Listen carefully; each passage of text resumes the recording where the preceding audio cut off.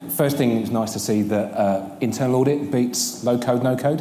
So, exactly. So I'm happy. So thank you very much for joining us this afternoon.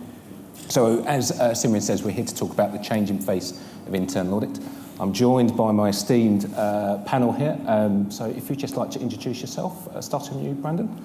My name is Brandon Wright. I'm originally from the United States, but I work now in Germany. I work for a German company, Bilfinger SE. We're an industrial services company. We're based in Mannheim, and I'm responsible for the corporate function, what we call books and records audit.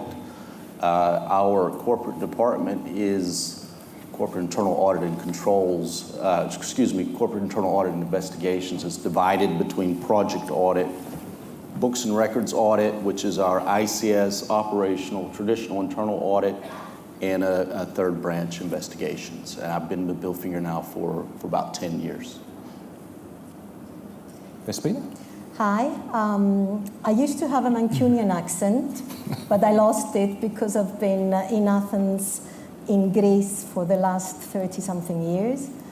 I ran the internal audit in one of the 4 systemic banks in Greece, and I've seen all the crisis years and the boom years, and now again a different cycle. I have a team of 100 operating in Greece, but also in other countries like Bulgaria, Cyprus, Luxembourg. We have a branch in London. We used to be a lot bigger. We saw the shrunk and the disposals of many subsidiaries, Turkey, Romania, Ukraine. That was a good one that we managed to leave Ukraine before the war.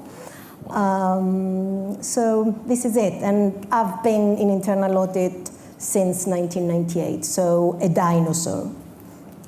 Not quite. Not quite. Ivan? So good afternoon all. I'm Ivan Martinez. I'm working for Santander Bank for 18 years now, too many would say.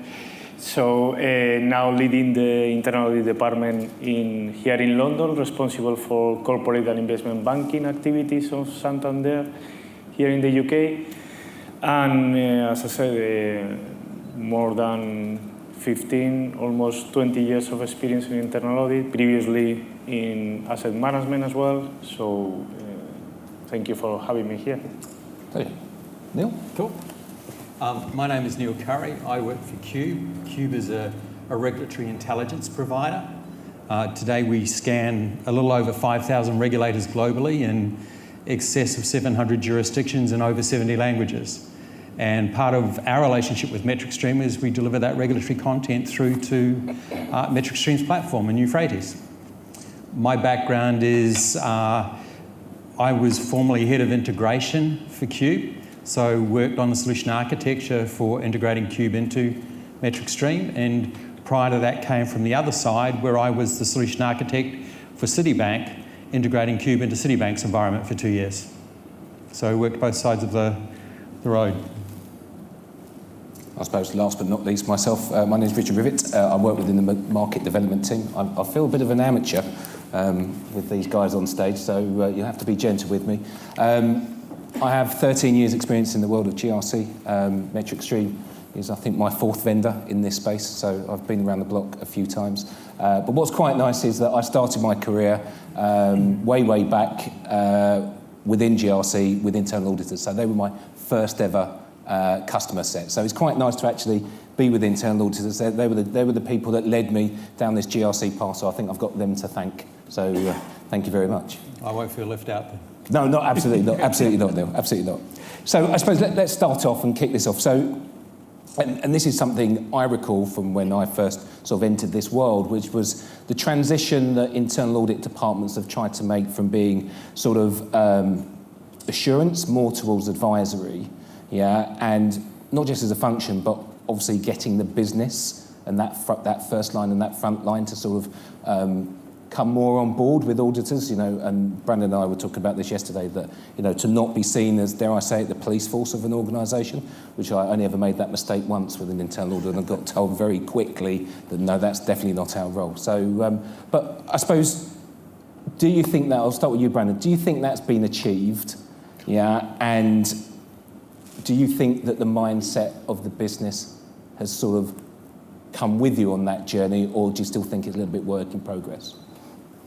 Well, to talk about Billfinger, I don't know what you know about Billfinger here from a regulatory perspective, but when I started with Billfinger 10 years ago, I started an anti-corruption and compliance audit team, because at that time we'd had a major FCPA violation and subsequently a DOJ monitorship. So we were very much focused on firefighting, and we were very much the police of the organization. And we kind of had to be the police of the organization because we had to develop our compliance program. We had to go out and find our compliance deficiencies, compliance breaches. We were involved in a lot of compliance audits, third-party audits, and we had to get our internal control system in place. So there wasn't a lot of time for, advisory, this is wrong, change it. It was a lot of finding things that after the fact, detecting control weaknesses before they'd been introduced, detecting compliance breaches before we even really had a robust compliance program.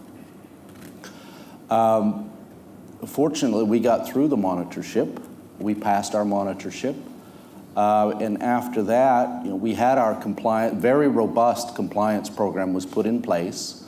A formalized internal control system was put in place with a full risk control matrix covering our 5 core business processes. And as our internal controls became more robust, the company decided, well, let's look at more operational aspects. So we moved from an internal control system audit approach to more operational audit approach. So during the operational phase, we would look at key operational processes. One of the key ones for us is working capital management. So we would perform audits and still do. Now we do combined working capital ICS, and we would identify weaknesses in operations, in days sales outstanding, days purchasing outstanding. A big one for us is work in progress on projects.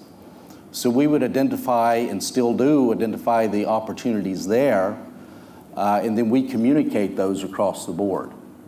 So we find deficiency in one entity, we will share that information then with the other entities, with the other regions, to see where they can improve their DSO, improve their DPO. That became more of an advisory function. When we look at the ICS as it was then robust, right now we're going through an efficiency program. Do we need all of those internal controls? And who do they consult with? They consult with us. And we look at those controls, working closely with internal control system team. I think one of the strongest aspects for us in the advisory area is when our new head of internal audit investigations, who's also here, sitting right there, Sebastian Folk. We had not really focused on IT security in the past. And then we took a focus on IT security, and we started performing IT security audits, cybersecurity. And we found breaches across the board, across all regions, across all entities. I think one of the reasons is there wasn't a real focus on that. So finding those results, we would also share those results across the board, meetings with global IT, meetings with the board. How are we going to improve this situation? And who are they asking? They're asking internal audit. And that moved from an advisory, from a more of assurance to advisory.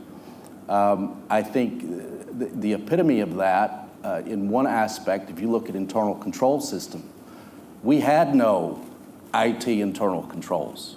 We had none in place. And thanks to our audit, also from the assurance side, The internal control system team consulted then with us to develop some robust internal controls around cybersecurity.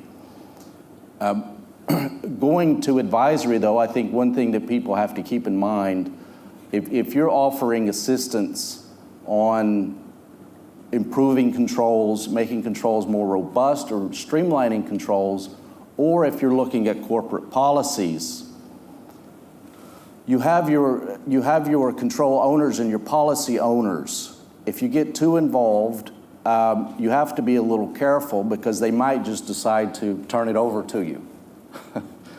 So improve our policy for us.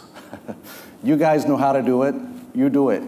And I think when you're in an advisory role, you give recommendations, but it's the policy owners who own those policies, and it's the local entities who bear the risk of the internal controls. So in that aspect, we also provide advisory services, and they're well respected also because we have a good buy-in now so that the organization knows that internal audit knows where the risks are, therefore they trust us in providing that advice to them. So I think also now, if you look compared to back during the monitorship days or post-monitorship days, we see that the entities are taking ownership, more ownership, and respecting our position. So I think we are getting there to where it's more of an advisory function. Assurance and advisory, the only thing I would want to say on the advisory side, provide advice, but don't take responsibility, right? Or be pulled in that situation. Espina? I will take a position that internal auditors are better placed now to do advisory than before, but they don't do. And why do they not do? Especially in regulated industries like financial services. What do you have? You have a multiplicity of stakeholders. You have management, you have the audit committee, and you have the regulator. Management, if you're a good internal audit department, they would love to have you for advisory. They come knocking on our door, begging, do this, do that, advise us on the ESG regulations, how to implement, advise on this, advise on that. The audit committee, on the other hand, looking after their own fiduciary duties, they say, I don't care about advising. Management can go to advisors and consultants and pay externals. You are working for me. And what do I want? I want assurance. So then you have the regulator. The regulator says, I don't care about what management wants. I don't even care about the audit committee wants. I want you to be my extended arm, and I want you to follow up all the findings that I raise and make sure that they get implemented. So you see in the last decade, I would say, internal audit moving away from consulting into more and more assurance. And I don't just speak for the organization I work for, but because of the crisis, there was a time that we lost all males between the age of 35 and 45 to London, Zurich, New York, you name it. All these people are working for big financial services companies, banks mainly. And they're telling me the same thing. We're moving away from consulting into more and more assurance. So despite the fact that the internal audit profession has risen and there is the competency and the willingness and the ability, it's not allowed to. So that's my position on the issue. Thank you very much. Ivan? So I'm quite of agree with her view on this. I think the last decade of changes especially I'm talking about financial industry, has put us in a unique situation of, apart from the CEO being the ones with an overall view of entities, knowing all the areas and so on. And it was very natural for them to ask us to, can you please look at this project? Can you please look at this area who are developing something that I don't know, and go there and help us to understand how to improve these kind of things. And this is evolving. We are more and more taking care of these kind of changes and being in the middle of the decision-making process by being part of the project management committees. But in the other way, as it said, the board of the committees, they want what they want. So every year they want us to cover and to provide assurance to the board of main aspects and main risks that are in the organizations. And for us, obviously, it's difficult to navigate between these two walls about how to attend the request from the executive management and from the board about assurance, advice, and so on. And it's true that I would say right now we are in this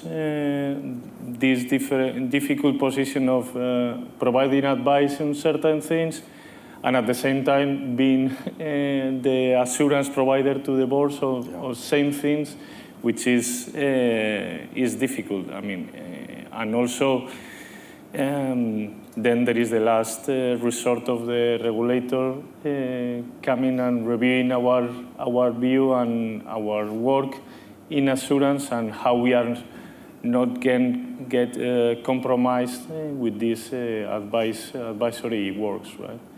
Which is something that we need to be imaginative, let's say, on how to deal with these kind of things and how to separate very well the assurance works, and when we provide advice, how we are going to be ensuring that when we review these kind of areas, the assurance view will not be compromised as well, right?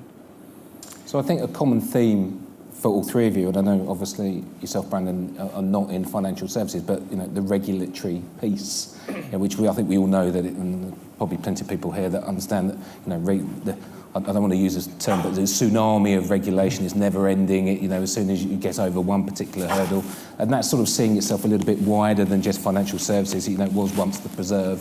These days, even on the corporate side, whether it be GDPR, whether it be ESG, the regulations are coming. But before I sort of open the question up to my audit colleagues here,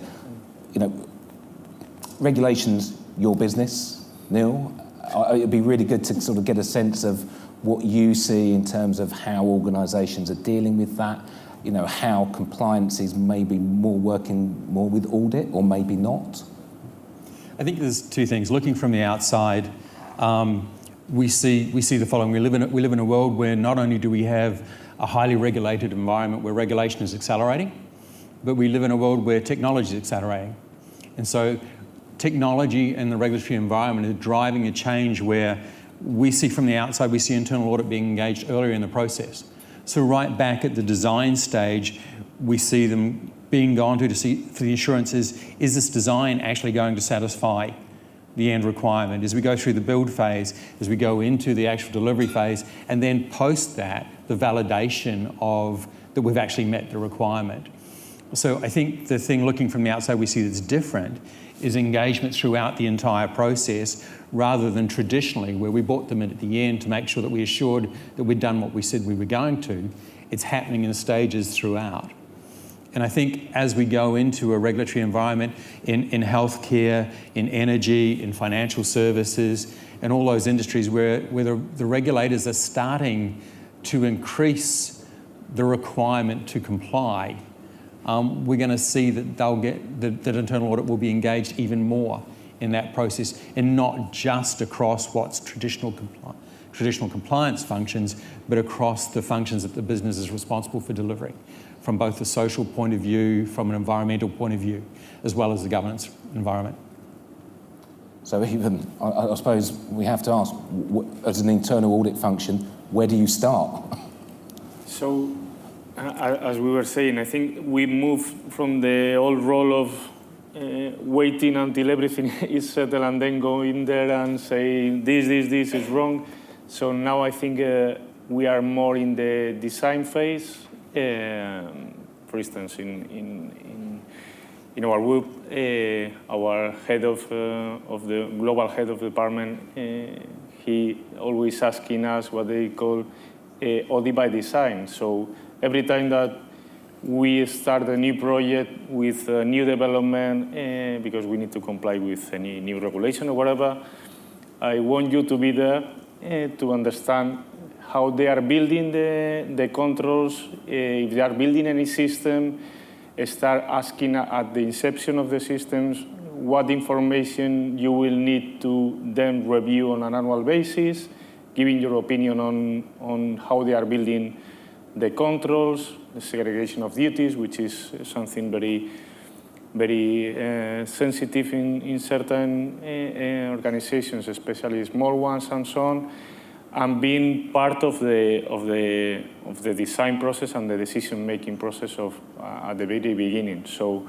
on that, I think now, at least in my world, we are part of all the committees where there is a new structural project for the organization.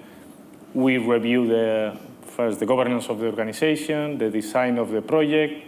We also, in certain areas, we validate the deliverables of the project. So we are, yes, in the center of the innovation process. Yeah. And I think there's another piece that plays into that as well, which is the organisational risk appetite. Yeah. So it's not just looking at whether audit will satisfy the requirement, but it's actually about what the risk appetite of the organisation actually is and how far you actually need to go. Totally. I mean, on that sense, we need to have a constant view from risk department also, and discussing with them what is the appetite of the organization on certain new projects. And as I said, I mean, just validating the reviews, making the decisions more transparent, because sometimes in the past you saw many projects. I was one area doing their bit, and what we can provide is the overall view of this. For instance, typical example of regulatory reporting and these kind of things, that each project builds their own capabilities in an isolated way, and we are able to give the global view of, guys, you are doing same things for several regulations. Why not to put everything in common and help them to understand that there is a more efficient way to do these kind of things, and sometimes even cost savings on these kind of aspects, right?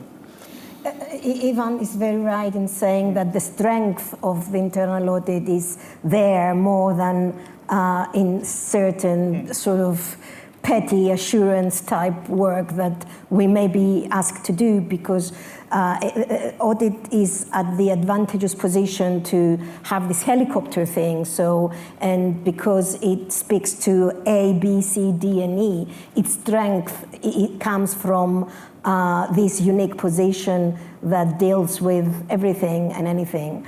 And definitely project participation audits, we call them project participation audits, not very much liked by the regulator, because they don't understand, you're participating, and what does that mean? Does it mean you design controls? You're not meant to be designing controls, and so on and so forth. So there is this debate taking you to different directions. So there are opposite forces. I keep saying that they're opposite forces, and we don't know who's going to win in the end. But yes, internal audit does a lot more participation in projects. And because products changing so fast, technology is changing and whatever, there's no point in waiting for things to be implemented and come ex post. The earlier you get in, the better. There's definitely truth about that. Brendan? I just also going back to the design of controls. I mean, if you look at where we've come from and what we've identified in our organization, when there's a change in the design or any kind of amendment in design, our board wants us involved. We're probably working more closely now with our internal control design team than we did in the past, because we're going through these amendments, and they want us there to, to keep this, let's say, not keep it in check, but to make sure that those more refined controls are sufficient. They don't want us to stay out of it completely, and we have those controls already in place. It's how to refine them. Maybe we can reduce them, and they want us flanking them to make sure they're not going, too heavy or too light. I can speak a little bit about projects, but our project audit team, they follow to make sure the organizations are following the different steps in a project, getting a project approval. And if our project audit team was not there, we wouldn't really sort of have the oversight of whether those stages are taking place as they should do, and the process is not there. So I think from that perspective, it's probably good nowadays that audit is involved in that process, and not say, okay, you guys design everything, we're just here when it's ready to see if it's, see if the controls are operating effectively.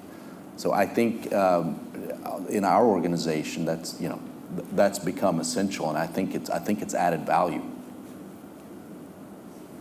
So I'm conscious of time because I would like to open up to the floor. So I'm going to come in with probably the most open question. What's next for internal audit? Well, for us, if we look at automation, we started data analytics at the beginning, and our data analytics have become more robust. We know what to look for. We know in a lot of cases where the risks are. We are becoming more agile in that sense. Another thing that we've introduced is process mining. So we're able to analyze transactions, know where the control weaknesses are before we go on site. And I remember when we first introduced that, the process mining, and found the anomalies, I'd said to my supervisor, we can just write the report now. We don't even need to go out there. So that's exaggerating, but you can find out so much more introducing these automated processes. And that's what we will continue to do. I mean, we're exploring now the use of bots. We've used Power BI to get real-time results of our findings and risks. And I think also the future of audit is having a more diversified background of auditors. When I started out in 95, working for EY as an external auditor. So your first year is, ticking the trial balance. You do that for 1 year, and then you start ticking the subledger, and you come from this external audit background where you're used to this sort of sample-based type. Of course, that's also a bit old school. But with the random tables. Yes. Show our age now. Exactly, in the abacus. No. And I just know in the way it's evolved, and of course this is a lot new for me. I mean, we have a couple people in our team, one specifically who came straight into our company without an external audit background, and he was coming into the organization already thinking outside the box. Getting straight into the analytics, the process mining, not having to adjust the thinking, but to be already involved. So I think it's good to have a more diverse background in the internal audit function. I think it's important in the future to have people, with systems backgrounds, more analytical thinking, instead of, a lot of the internal audit departments are former external audits. So I think the new talent is important in the future of audit, to bring people in that are, let's say, almost already thinking outside the box is what I would say. Now, something tells me, Vespina, I cannot disagree. Not only I have to agree, but I have to augment this. I thought you might, so go ahead, please do. By the way, I also started with Ernst & Young back then, that decade ago. Probably after. Now, I think gone are the days that one was going to be introducing himself as I'm an internal auditor in financial services. In the future, they're going to be saying, I'm a cloud expert working for internal audit in this organization.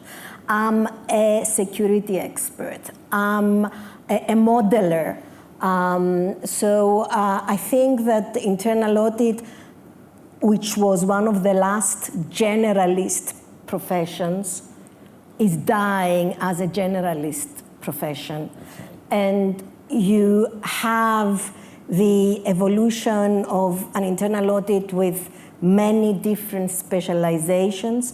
Definitely not the external audit, internal audit route is the only route. Maybe we will have some of that. And the challenge is that where do you find this talent? Because as my brother told me not long ago, when I was saying I'm losing all my technology skills, they are all resigning and leaving to other jobs and so on. He said, who's going to come to become an IS auditor? It's not sexy, he said. Right. So how do you find the technology skills you're required? We have a mandate by our board, which I thought, no, it's not for us, it's for another department. Can you build AI, robotics, modeling? And I said, they're not talking about us, are they? And then I looked in detail and I asked the secretarial of the board, do they mean us? Do they really mean internal audit? Or there is a typo in the write-up of the board minutes? No, they said there's no typo, it's you. So now the challenge is to grow these people. So how do you grow? And one of the experiments we're running in the bank right now, which is in the making, is to bring non-technology people. So we are partnering with a big software company, one of the big ones in the world, and offering them an academy. Okay. So convert people without technology background, but they have to be technology savvy to want to pursue. And we're going to be building careers in the second and third line. So we'll try an experiment and see how it goes. It may succeed, it may fail, but there needs to be experimentation because without the talent, we're nothing. That's right. Ivan. So yes, I think the clear evolution is to continue being part of this partnership with management of the organizations, and for that we need the tools and the people. For the tool, I mean, it is very important, and it's something I always asking the people. We need budget for the tools, so we need to invest on new platforms. Obviously, it's very nice to have Power BI, ACL, and all these kind of tools, but first, you need to invest on the data feeding of these systems, and you need experts for this. So I would say in my organization, since 5 years ago, we are hiring engineers, we are hiring maths people, we are hiring people from the business. Now we are hiring even people from the regulators to make a more diverse team and bring new talent to the team to continue meet these expectations of helping the management on identifying where to improve and how to improve as well, right? So for this, completely aligned.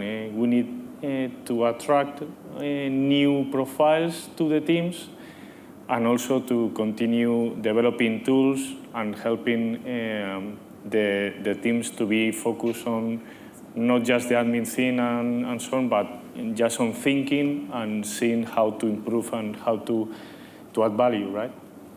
Neil, final thoughts. I think we'll see internal audit go external. I'll give you a simple example. I had a call from an Israeli company about 6 weeks ago. They do one thing. They do AI audits for DORA. And it's not possible to build up the skill levels that they have internally. It is possible to contract them from an internal audit perspective to deliver an outcome that you can then take to your board. So I think as technology grows like that, as deeper specialisation becomes a requirement, internal audit will have to go external and contract the resources that it needs to support their internal activities. Assuming the regulator allows. Yeah, of course, of course. Which is debatable. So I think probably we could have probably doubled the time of this session, and I think we could have filled it quite easily, because I have several more questions, but I've got a thing down here blinking at me saying we're at time. So if you could all join me, please, in giving our guests a round of applause, that'd be... Thank you very much.